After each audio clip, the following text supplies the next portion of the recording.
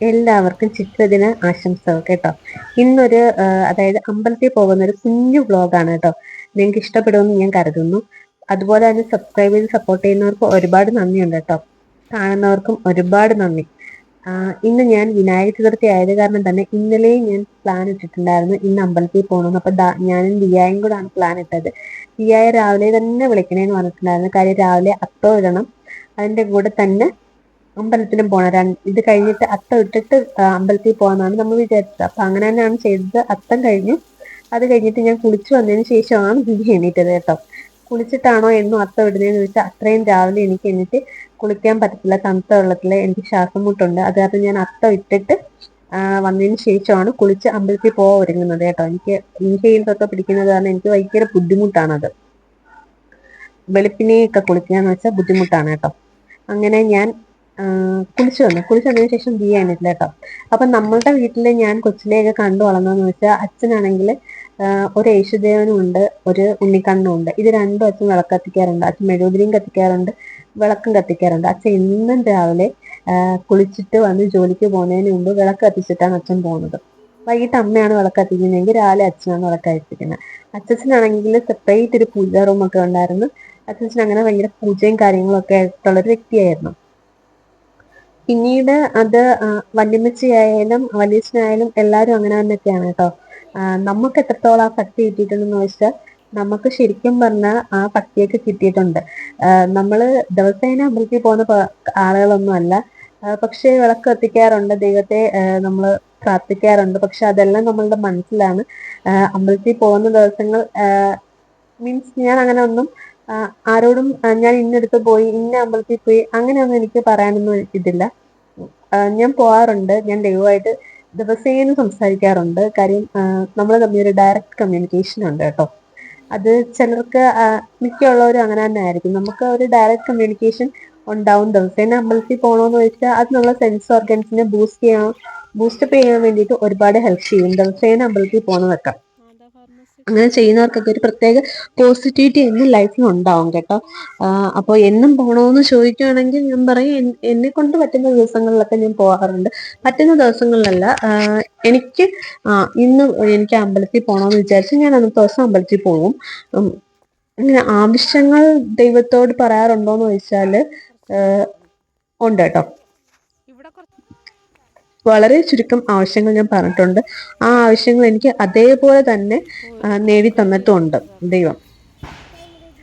ഞാൻ ചെന്നിട്ട് ദുഃഖങ്ങളൊക്കെ ഷെയർ ചെയ്യാറുണ്ടോന്ന് ചോദിച്ചാൽ ഞാനിങ്ങനെ വീട്ടിൽ ഇരുന്ന് ദിവസേന പറയാറുണ്ട്. പക്ഷെ അമ്പലത്തിൽ ചെന്ന് കഴിഞ്ഞാൽ ഞാൻ അവിടുത്തെ ഒരു ഫീലിനനുസരിച്ച് ഞാൻ ആ ഒരു പ്രയറും കാര്യങ്ങളും ഒക്കെ മനസ്സിൽ ചൊല്ലിക്കൊണ്ട് ഞാൻ അങ്ങനെ നടക്കത്തേ ഉള്ളൂ. പ്രത്യേകിച്ച് ദൈവത്തോട് അവിടെ ചെന്നിട്ട് പരാതികളും കാര്യങ്ങളും ഒന്നും പറയാറില്ല. എനിക്ക് എപ്പോഴും തോന്നാറുണ്ട് എല്ലാവരും ചെന്ന് ദൈവത്തോട് എന്നും അല്ലെ പരാതിയും കാര്യങ്ങളും ദുഃഖങ്ങളും ഒക്കെ അല്ലേ പറയുന്നില്ലേ. കേട്ടിരിക്കുന്ന ഈ മനുഷ്യനൊരു വിഷമം എന്നും ഒരു ബോറടിയൊക്കെ തോന്നത്തില്ലേ. ചുമ്മാ തമാശക്ക് പറഞ്ഞുള്ളൂ. ഞാൻ എവിടെ പരിപാടി അവതരിപ്പിച്ചാലും അവസാനം ചെല്ലുന്നൊരു വ്യക്തിയാണ് കേട്ടോ. ഇന്ന് എന്താണെന്ന് അറിയത്തില്ല, കറക്റ്റ് സമയത്ത് എല്ലായിടും എനിക്ക് എത്താൻ പറ്റി. സാധാരണ ഈ അഗ്നികുണ്ഡത്തിലൊക്കെ ആ തീയൊക്കെ തീർന്നതിന് ശേഷമായിരിക്കും ഞാൻ ചെല്ലുന്നത്. പക്ഷെ ഇന്ന് എനിക്ക് അങ്ങനെയല്ല കേട്ടോ. എന്നെ സംബന്ധിച്ചോളം ഞാൻ ആവശ്യപ്പെട്ടതിൽ ഏറ്റവും ബ്രില്യൻ്റ് അല്ല, മിറാക്കിളായിട്ട് എനിക്ക് കിട്ടിയ ഒരാളാണ് ദിയ. ഞാൻ സത്യം പറഞ്ഞ ദിയയുടെ ടൈമിൽ ഞാൻ അതായത് ഓപ്പറേഷൻ ആണ്, എനിക്ക് സെക്കൻഡ് സിസേറിയൻ ആണെന്ന് എനിക്ക് നന്നായിട്ട് അറിയാം. അപ്പൊ ഡോക്ടർ ഓപ്പറേഷന് വേണ്ടിയിട്ട് റെഡിയായി രാവിലെ തന്നെ ചെല്ലാൻ പറഞ്ഞു. ഫസ്റ്റ് എനിക്ക് തന്നെ ഓപ്പറേഷൻ നടക്കുന്നതെന്നൊന്നും എനിക്കറിയത്തില്ല.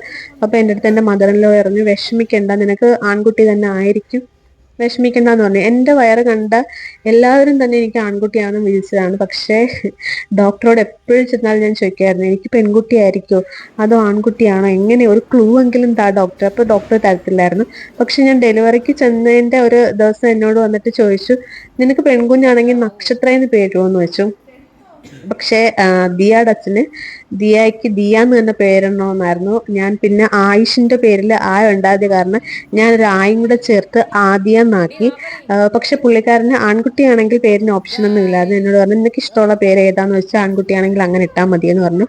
പിന്നെ നമ്മൾ ഫാമിലി പ്ലാനിങ് ആൺകുട്ടി ആയിരുന്നെങ്കിൽ ചെയ്യുമോന്ന് ചോദിച്ചാൽ എനിക്ക് താല്പര്യമില്ലായിരുന്നു, പുള്ളിക്കാരനും താല്പര്യമില്ലായിരുന്നു. കാര്യം എന്ന് വെച്ചാൽ നമുക്കൊരു പെൺകുട്ടി എന്നുള്ളത് നമ്മുടെ ഒരു ഡ്രീം ആയിരുന്നു.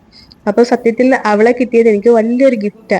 അതിന് ഞാൻ ശരിക്കും പറഞ്ഞ പ്രിയയോടാണ് എപ്പോഴും നന്ദി പറയുന്നത്. കാര്യം പ്രിയയാണ് എന്നോട് ഞാനും പ്രിയയും കൂടെ ആണ് അതായത് നമ്മളുടെ ഫ്ലാറ്റിലിരുന്ന് ചില ഇന്ന പ്രാർത്ഥനകൾ ചെയ്താൽ സൗമ്യം ഇങ്ങനെയൊക്കെ കിട്ടും. പിന്നെ വിജു പറഞ്ഞു ഗുരുവായൂർ നേരാൻ പറഞ്ഞു, അങ്ങനെയൊക്കെ. പക്ഷെ പ്രിയ എന്നോട് ഇങ്ങനെ പറഞ്ഞു അടുത്ത വർഷം സൗമ്യയുടെ മടിയിൽ ഇങ്ങനെ ഒരു കുട്ടി, ഒരു പെൺകുട്ടിയായിരിക്കും, അങ്ങനെയൊക്കെ എൻ്റെ അടുത്ത് പറയാറുണ്ട് പ്രിയ കേട്ടോ. അപ്പൊ പ്രിയയുടെ എനിക്ക് അറിയത്തില്ല കേട്ടോ ഏതാണ് എനിക്ക് ദൈവം തന്നത്. പക്ഷെ രണ്ടായാലും എന്റെ കയ്യിൽ ദിയായെ കിട്ടി. ഞാൻ ഭയങ്കര ബ്ലെസ്ഡ് ആണ് കേട്ടോ.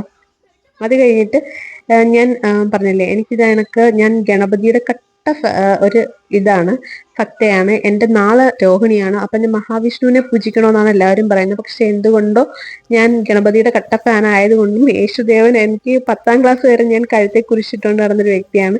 എനിക്ക് അതിലും ഭയങ്കര വിശ്വാസമാണ്. ഞാൻ 10 വരെ പഠിച്ച സ്കൂളെന്ന് വെച്ചാൽ മുസ്ലിം സ്കൂളുമാണ്. അപ്പൊ ഈ 3 റിലീജിയനോട് കൂടിയും ഒരു വിരോധവും ഇല്ല. പക്ഷെ ഒരു പൊടിക്ക് ക്രിസ്ത്യൻ, നമ്മൾ ഹിന്ദുക്കളാണെങ്കിലും ക്രിസ്ത്യനോടൊരു ഒരു ഒരു പൊടിക്കൊരു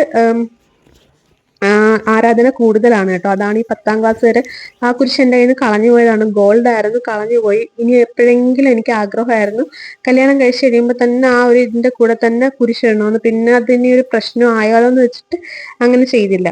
അപ്പൊ ഈ വിനായക ചതുർത്ഥിക്ക് എനിക്ക് നിർബന്ധമായിരുന്നു ഒരു ഗണേശ് ഒരു ഇതിന്റെ ഇത് വേണോന്നുള്ളത്. പക്ഷെ എനിക്കത് അങ്ങനെ മേടിക്കാൻ പറ്റിയില്ല. അപ്പോൾ ഞാനിങ്ങനെ ഇൻസ്റ്റയിലൊക്കെ നോക്കി വഴിക്കും ഇൻട്രസ്റ്റിലൊക്കെ നോക്കി വഴിക്കും നമുക്ക് ആലില കൊണ്ടും വെറ്റില കൊണ്ടും ഗണപതിയെ ഉണ്ടാക്കി വിളക്ക് കത്തിക്കാമെന്ന് കണ്ടു. അപ്പൊ എനിക്കിവിടെ അവൈലബിൾ ആയിട്ടുള്ളത് വെറ്റിലയായിരുന്നു. അങ്ങനെ വെറ്റില ഞാൻ വീട്ടിൽ പോയി എടുത്തോണ്ട് വന്നു. ഇവിടെയും വെറ്റില വെച്ച് പിടിപ്പിച്ചിട്ടുണ്ട്. പക്ഷെ അത്രയും വലിയൊരു രീതിയിൽ വെറ്റില ആയിട്ടില്ല.